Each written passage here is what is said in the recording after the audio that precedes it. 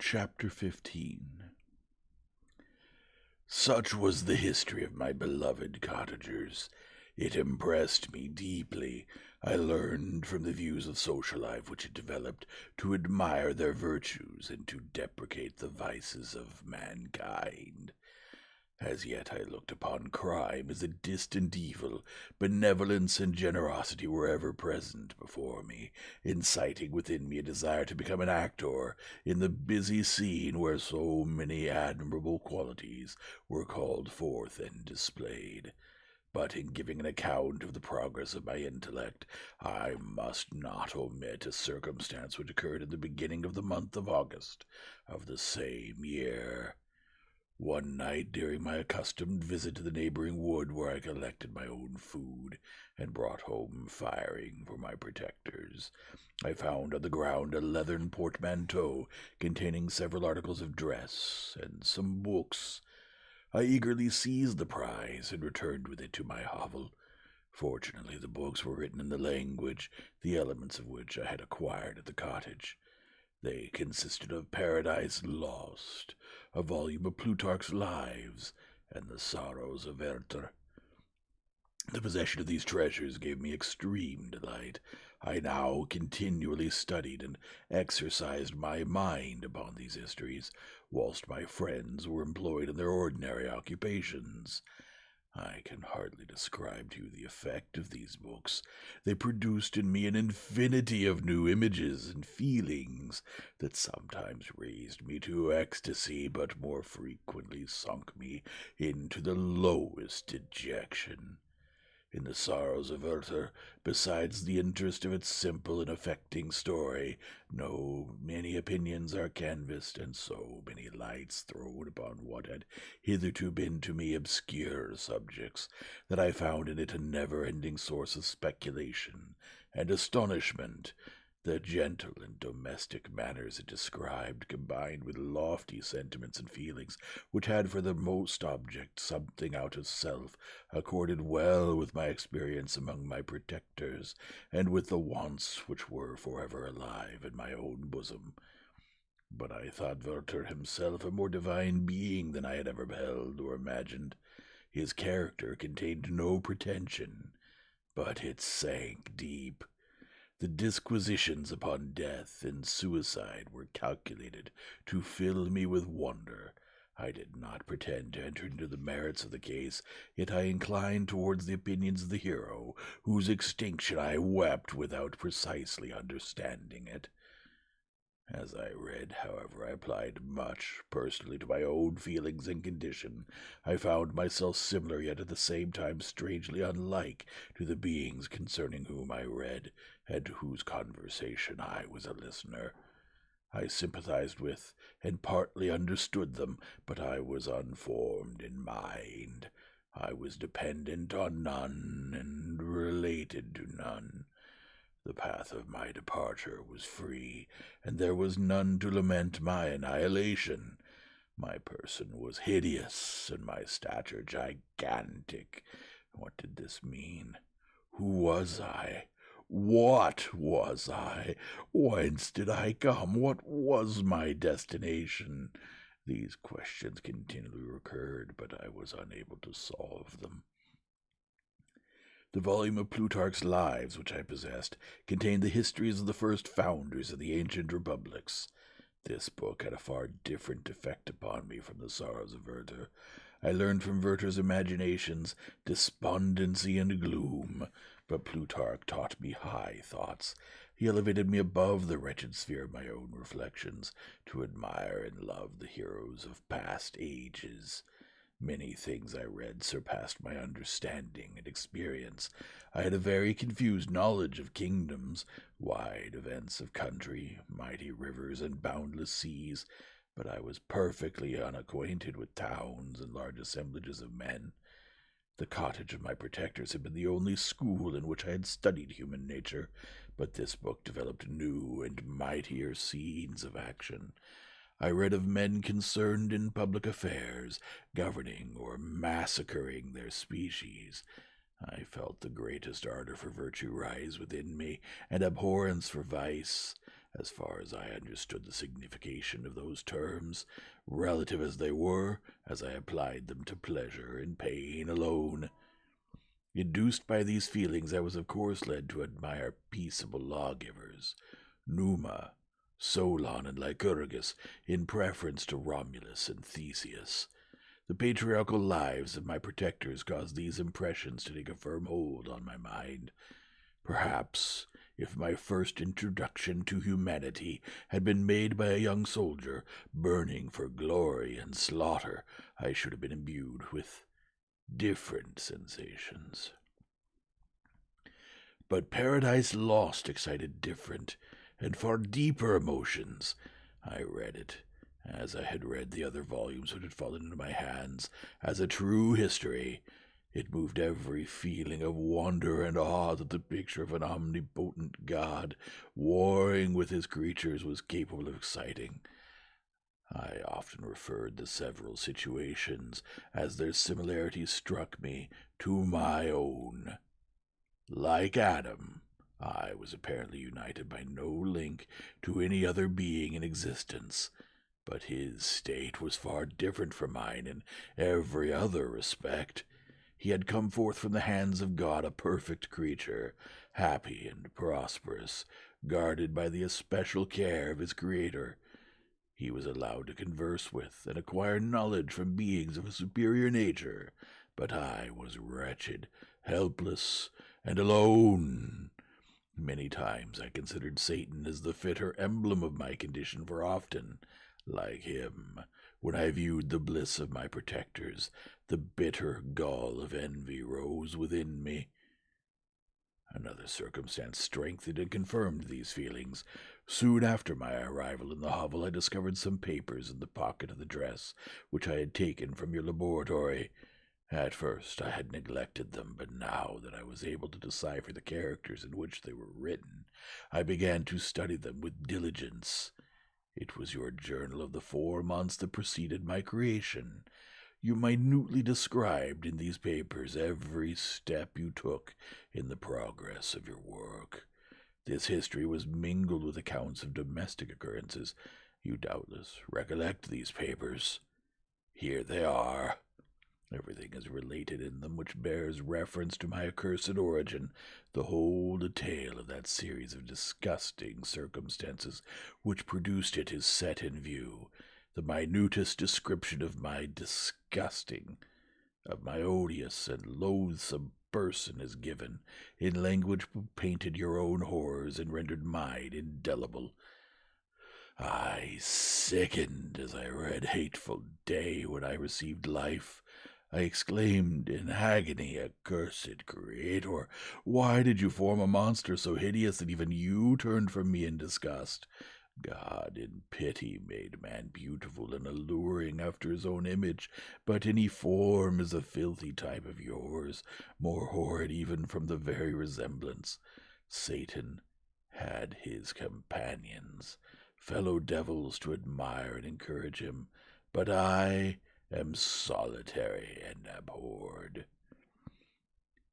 These were the reflections of my hours of despondency and solitude, but when I contemplated the virtues of the cottagers, their amiable and benevolent dispositions, I persuaded myself that when they should become acquainted with my admiration of their virtues, they would compassionate me and overlook my personal deformity. Could they turn from their door one, however monstrous, who solicited their compassion and friendship? I resolved, at least, not to despair, but in every way to fit myself for an interview with them, which would decide my fate. I postponed this attempt for some months longer, for the importance attached to its success inspired me with a dread lest I should fail.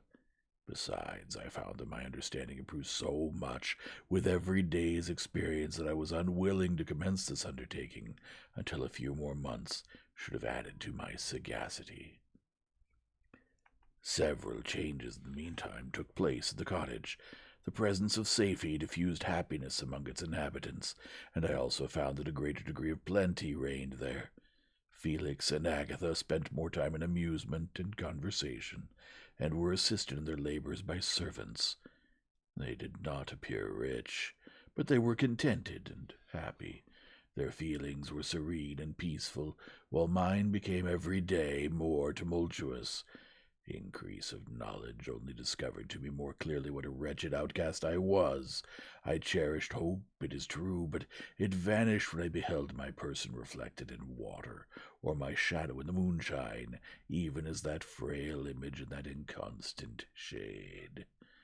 I endeavored to crush these fears, and to fortify myself for the trial which in a few months I resolved to undergo, and sometimes I allowed my thoughts, unchecked by reason, to ramble in the fields of paradise, and dared to fancy amiable and lovely creatures sympathizing with my feelings and cheering my gloom. Their angelic countenances breathed smiles of consolation, but it was all a dream. No Eve soothed my sorrows, nor shared my thoughts. I was alone. I remembered Adam's supplication to his Creator, but where was mine? He had abandoned me, and in the bitterness of my heart I cursed him. Autumn passed thus. I saw with surprise and grief the leaves decay and fall, and nature again assumed the barren and bleak appearance it had worn when I first beheld the woods and the lovely moon. Yet I did not heed the bleakness of the weather. I was better fitted by my conformation for the endurance of cold than heat, but my chief delights were the sight of the flowers, the birds, and all the gay apparel of summer. When those deserted me, I turned with more attention towards the cottagers. Their happiness was not decreased by the absence of summer. They loved and sympathized with one another, and their joys, depending on each other, were not interrupted by the casualties that took place around them. The more I saw of them, the greater became my desire to claim their protection and kindness. My heart yearned to be known and loved by these amiable creatures. To see their sweet looks directed towards me with affection was the utmost limit of my ambition. I dared not think that they would turn them from me with disdain and horror. The poor that stopped at their door were never driven away. I asked, it is true, for greater treasures than a little food or rest. I required kindness and sympathy, but I did not believe myself utterly unworthy of it. The winter advanced, and an entire revolution of the seasons had taken place since I awoke into life. My attention at this time was solely directed towards my plan of introducing myself into the cottage of my protectors. I revolved many projects, but that on which I finally fixed was to enter the dwelling when the blind old man should be alone. I had sagacity enough to discover that the unnatural hideousness of my person was the chief object of horror with those who had formerly beheld me. My voice, although harsh, had nothing terrible in it. I thought, therefore, that if in the absence of his children I could gain the goodwill and the mediation of the old de Lacy, I might by his means be tolerated by my younger protectors. One day, when the sun shone on the red leaves that strewed the ground and diffused cheerfulness, although it denied warmth, Safie, Agatha, and Felix departed on a long country walk, and the old man, at his own desire, was left alone in the cottage.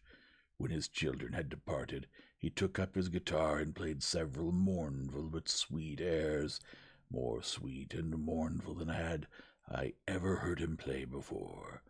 At first his countenance was illuminated with pleasure, but as he continued, thoughtfulness and sadness succeeded at length. Laying aside the instrument, he sat absorbed in reflection. My heart beat quick. This was the hour and moment of trial which would decide my hopes or realize my fears. The servants were gone to a neighboring fair. All was silent in and around the cottage. It was an excellent opportunity, yet when I proceeded to execute my plan, my limbs failed me, and I sank to the ground. Again I rose, and exerting all the firmness of which I was master, removed the planks which I had placed before my hovel to conceal my retreat. The fresh air revived me, and with renewed determination I approached the door of their cottage. I knocked. "Who is there?" said the old man. "Come in." I entered. "Pardon this intrusion," said I. "I am a traveler in want of a little rest. You would greatly oblige me if you would allow me to remain a few minutes before the fire." "Enter," said De Lacy, "and I will try in what manner I can to relieve your wants, but unfortunately my children are from home, and as I am blind, I am afraid I shall find it difficult to procure food for you." "Do not trouble yourself, my kind host. I have food. It is warmth and rest only that I need."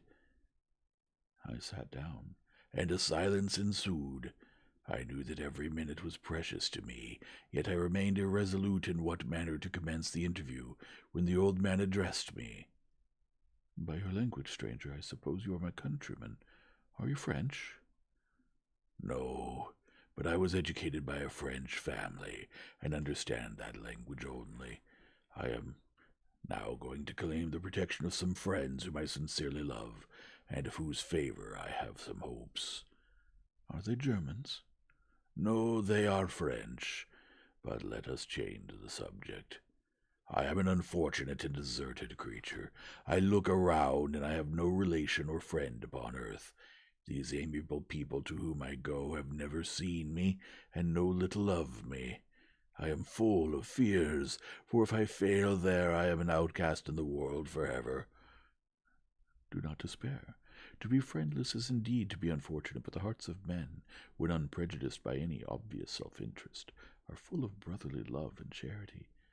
Rely therefore on your hopes, and if these friends are good and amiable, do not despair." "They are kind. They are the most excellent creatures in the world, but unfortunately they are prejudiced against me. I have good dispositions. My life has been hitherto harmless, and in some degree beneficial, but a fatal prejudice clouds their eyes, and where they ought to see a feeling and kind friend, they behold only a detestable monster." "That is indeed unfortunate, but if you are really blameless, cannot you undeceive them?" "I am about to undertake that task, and it is on that account that I feel so many overwhelming terrors. I tenderly love these friends. I have, unknown to them, been for many months in the habit of daily kindness towards them, but they believe that I wish to injure them, and it is that prejudice which I wish to overcome." "Where do these friends reside?" "Near this spot." The old man paused and then continued. "If you will unreservedly confide to me the particulars of your tale, I perhaps may be of some use in undeceiving them. I am blind and cannot judge of your countenance, but there is something in your words which persuades me that you are sincere. I am poor and in exile, but it will afford me true pleasure to be in any way serviceable to a human creature." "Excellent man, I thank you, and accept your generous offer.